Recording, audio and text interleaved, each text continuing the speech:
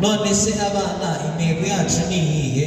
Intego yacu nta yindi, ubuzima bwiza imbere n'inyuma.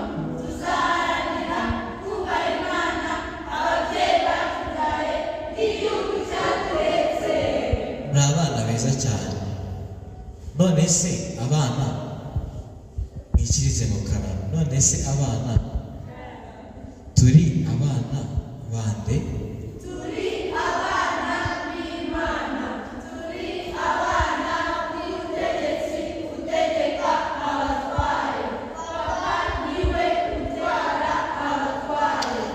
Ese Imana kitagira umugore muri abana b'Imana gute? Kuko Imana yakunze abari mu isi cyane, byatumye itanga umwana wayo w'ikinege, kugira ngo umwizera wese atarimbuka, ahubwo ahabwe ubugingo buhoraho. Ko nari kubyumva neza gute? Kuko Imana yakunze abari mu isi cyane, byatumye itanga umwana wayo w'ikinege, kugira ngo umwizera wese atarimbuka, ahubwo ahabwe ubugingo buhoraho. Gute se?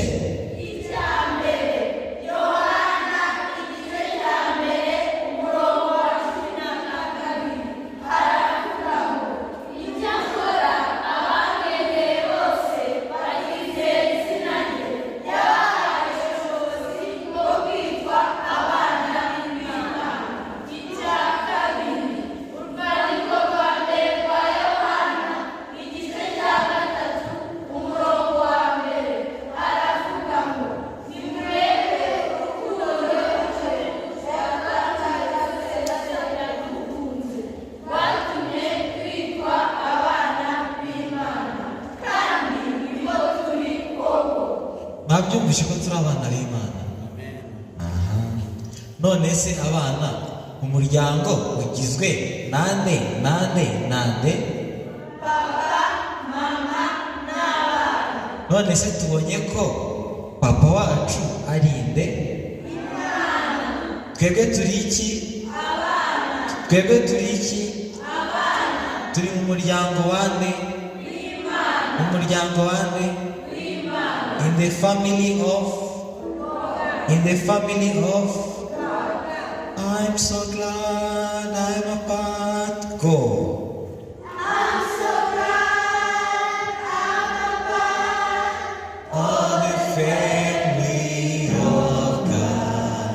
I've been washed in the fountain, cleansed by His blood. Join here with Jesus as we travel this road, for I'm part of the family of I'm so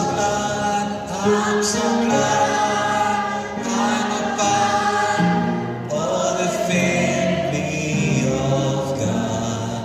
I've been washed in the fountain, blessed by His blood. Join here with Jesus as we travel this road, for I'm part of the family of God.